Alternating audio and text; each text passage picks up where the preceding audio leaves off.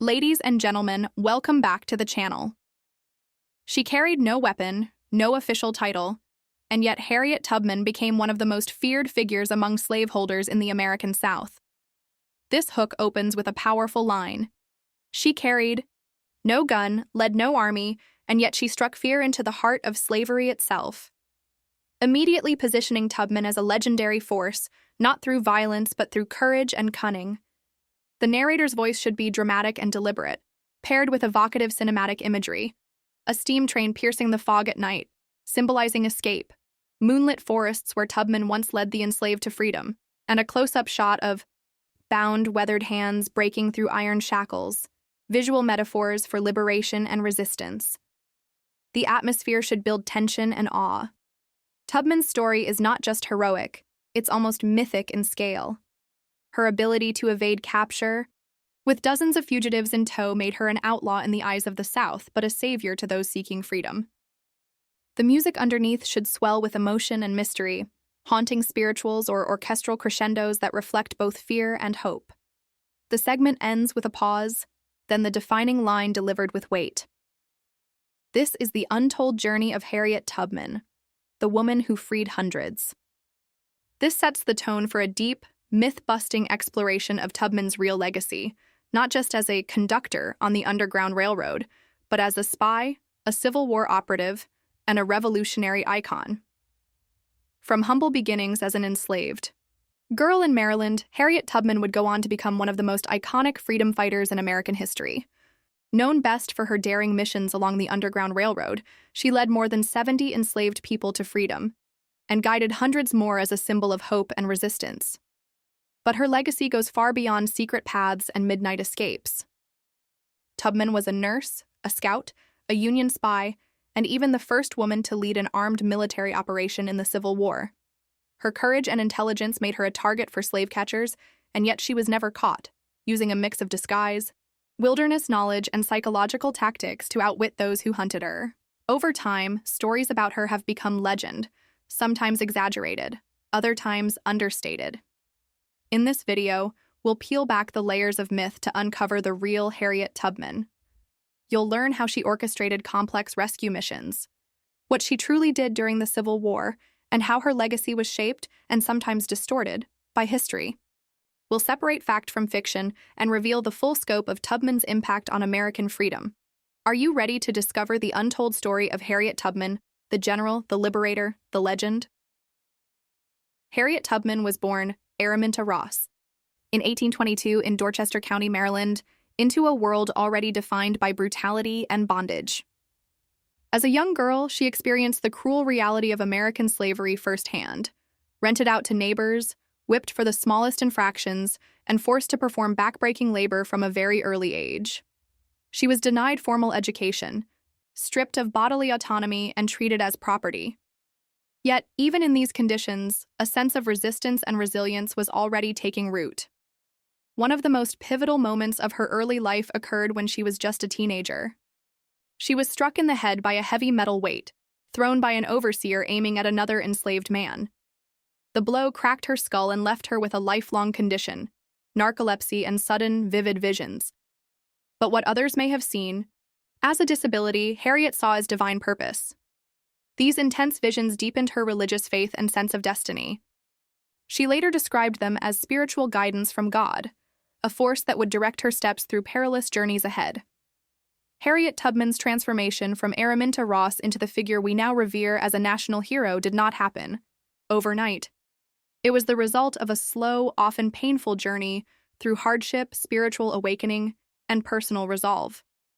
When she changed her name from Araminta to Harriet, it wasn't just a symbolic act, it was a declaration of agency in a world that denied her ownership over her own body, identity, and future. Naming herself after her mother was not only a tribute but also a reclamation of lineage, dignity, and continuity, a quiet but radical assertion of selfhood in a system built on the erasure of identity. During her youth, Harriet endured the brutal realities of slavery on Maryland's eastern shore.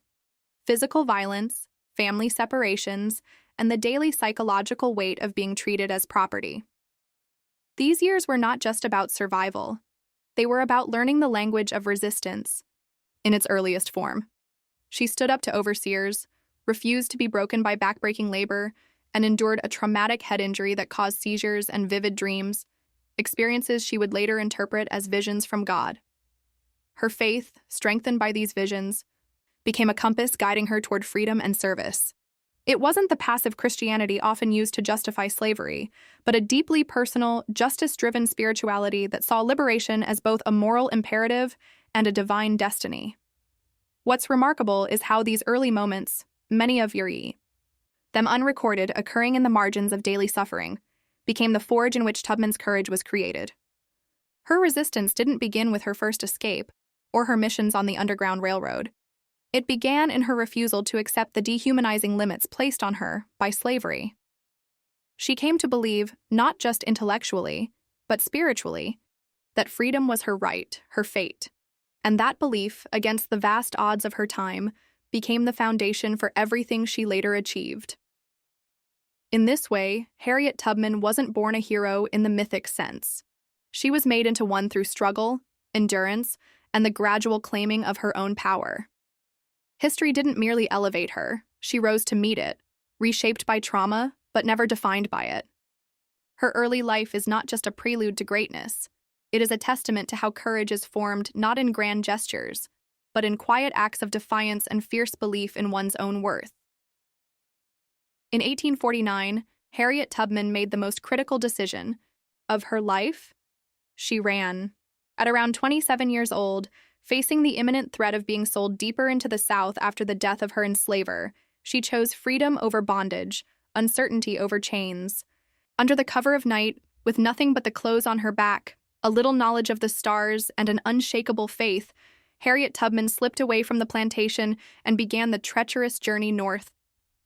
The path she took was known as the Underground Railroad, not a literal railroad, but a clandestine network of safe houses, hidden routes, and brave individuals, both black and white, who risked their lives to aid freedom seekers.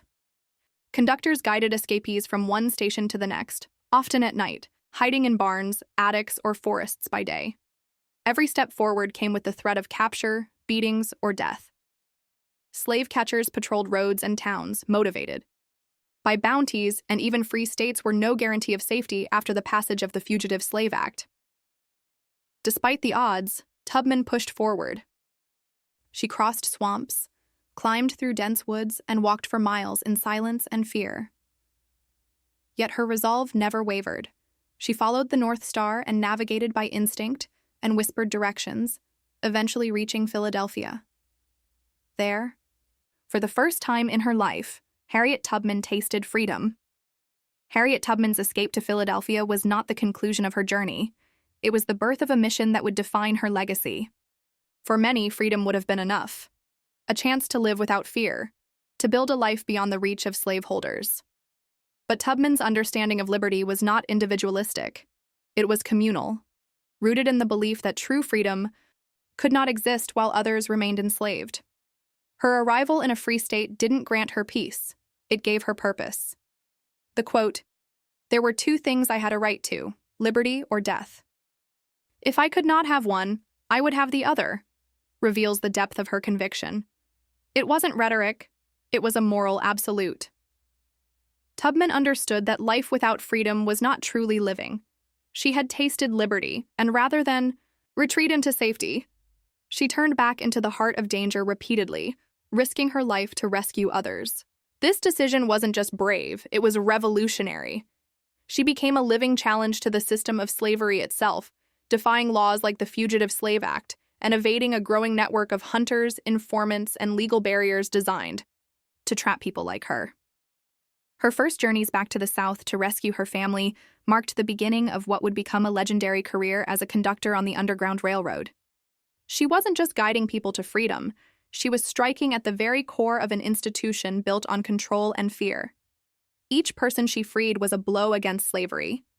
Her work was methodical, strategic, and incredibly dangerous.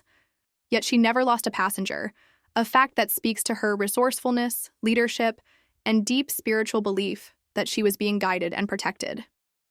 In this chapter of her life, we see the full emergence of Tubman not only as a freedom fighter, but as a moral force, someone whose courage redefined what resistance could look like. She moved in the shadows, but her impact illuminated a path for others to follow. This phase was the spark that lit a flame impossible to extinguish. Her fight wasn't just for herself or her loved ones, it was for a vision of America that did not yet exist, but which she was determined to help bring into being. Harriet Tubman's transformation into Moses began with a radical act of love, returning to the very place she had escaped, a land of chains, dogs, and overseers, not once, but over a dozen times. Between roughly 1850 and 1860, Tubman orchestrated at least 13 daring missions into slaveholding territory, directly rescuing around 70 people, mostly family and close friends. Beyond that, she provided guidance and critical intelligence that helped hundreds more find freedom through the Underground Railroad.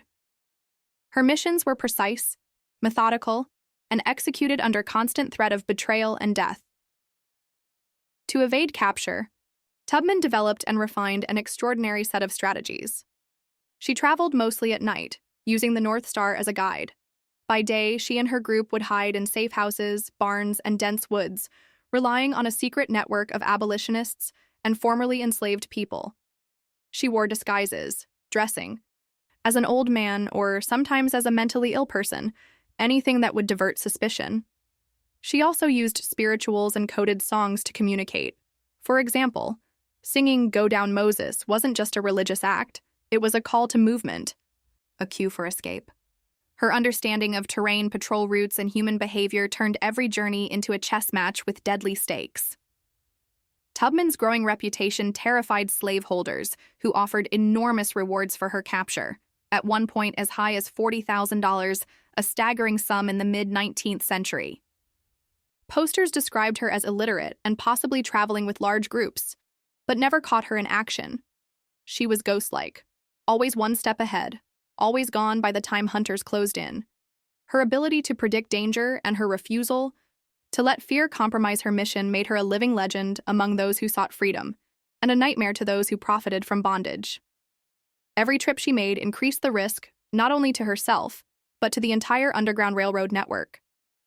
Still, Tubman pressed on, carrying a pistol, not just for protection against slave catchers, but as a grim resolve. She once reportedly said she would not let any passenger turn back and risk exposing the others.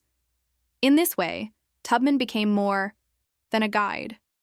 She became a symbol of unwavering courage and fierce commitment, the Moses of her people.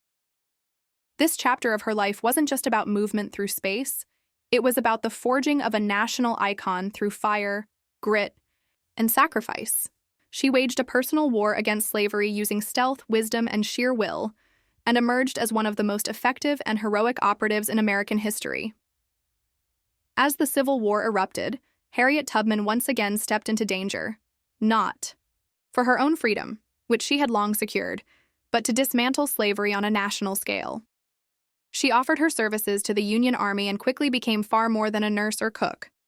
Drawing on her deep knowledge of Southern terrain, her experience evading capture, and her network of contacts, she became a critical asset as a scout, spy, and military strategist.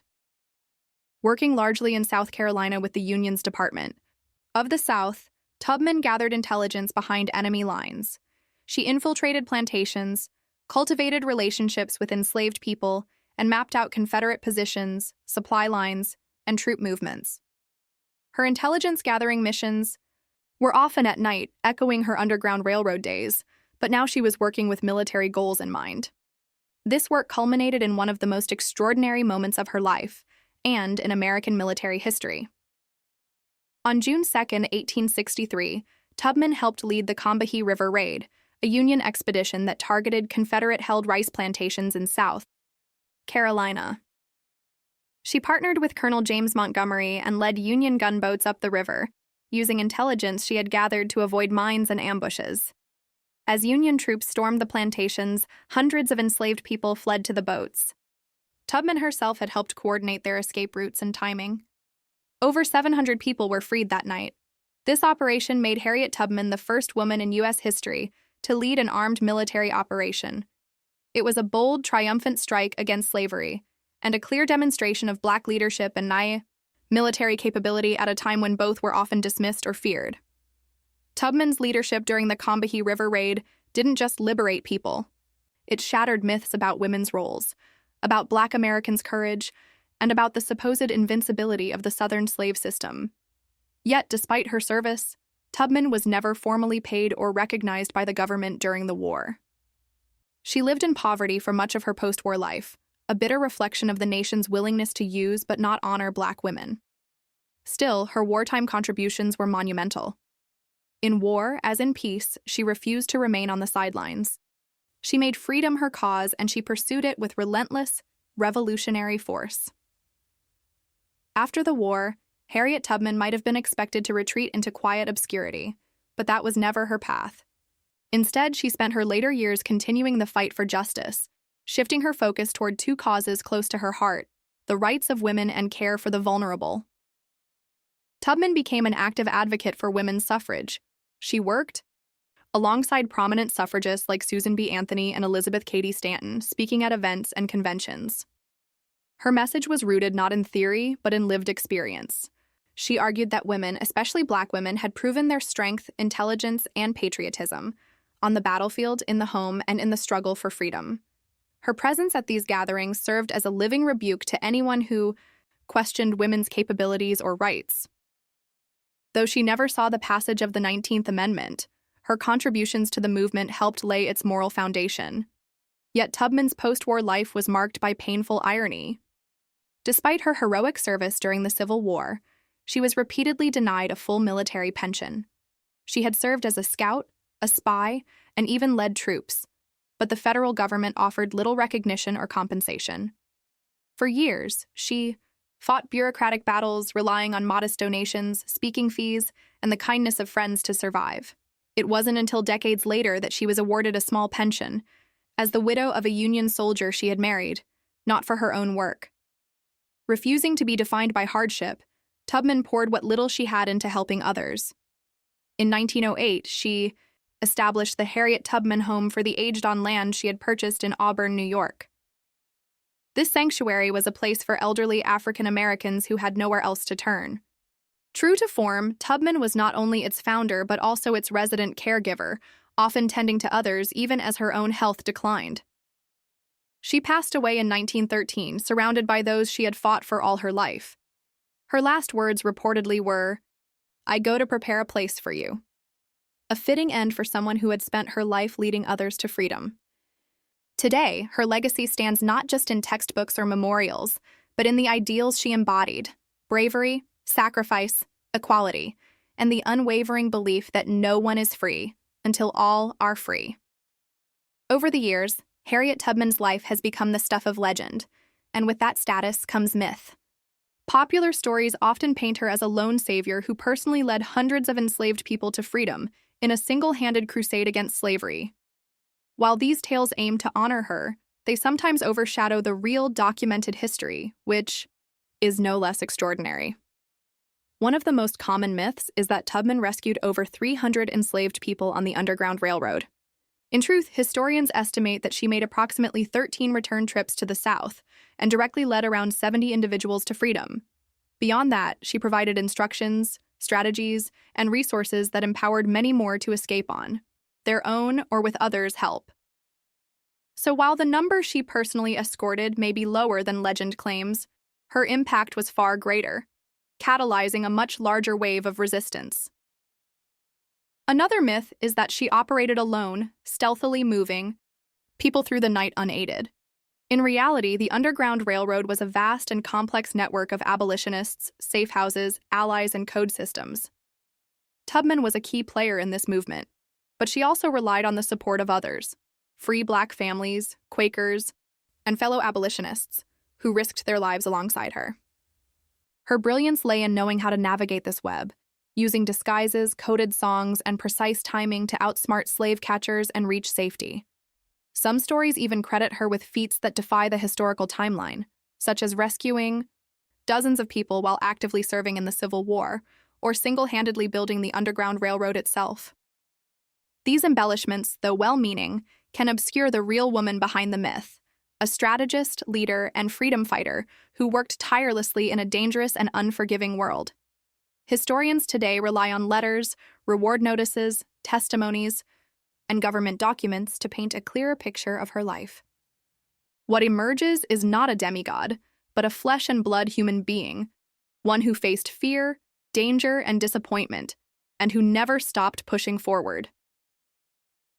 Understanding Harriet Tubman in her true historical context does not diminish her, it elevates her. Because her greatness wasn't rooted in myth. It was rooted in courage, intelligence, and an unshakable moral clarity. The truth in her case is more inspiring than any exaggeration. Would you like help with how to visualize this chapter? In your video? Harriet Tubman's story didn't end with the last person she rescued, the final battle she aided, or even her death in 1913. Her legacy lives on, etched into the soul of a nation still struggling with the meaning of freedom and justice. Today, schools, streets, libraries, and museums bear her name. The Harriet Tubman Underground Railroad National Historical Park in Maryland and the museum at her home in Auburn, New York, ensure her bravery is remembered by future generations. And while debates continue over placing her image on the U.S. $20 bill, the push itself reflects the powerful desire to honor a woman whose life embodied the highest ideals of the country: liberty, sacrifice, and equality. But beyond physical memorials, Tubman remains a symbol of resistance in the face of systemic oppression, of unrelenting courage when the odds are overwhelming, and of what it means to take personal risks for the sake of others. Her name inspires activists fighting for civil rights, for gender equality, and for freedom across the globe. She is more than a figure from the past. She is a guidepost for the future. What makes Harriet Tubman unforgettable is not just what she did, but why she did it. She believed that freedom was not just her right, it was everyone's, and she acted on that belief not once, but again and again through danger, pain, and profound personal cost. That's why her story endures. That's why her legacy matters. Because in remembering her, we remember what it means to be truly free, and what it takes to make that freedom real for all. Call to action: thanks for watching. Now we want to hear from you. What surprised you most about Harriet Tubman's life? Was it her role in the Civil War? The number of people she freed? Or maybe her fight for women's rights long after the Underground Railroad? Drop your thoughts in the comments below. We read everyone. And if you want to dive deeper into hidden chapters of American history, check out our videos on the Underground Railroad and Frederick Douglass. They're linked right here on screen and in the description. If you found this story powerful, please like, share, and subscribe to help us keep bringing these voices from the past back into the spotlight. Until next time, keep seeking the stories history forgot. Would you like me to create a full YouTube script combining all chapters and the call to action?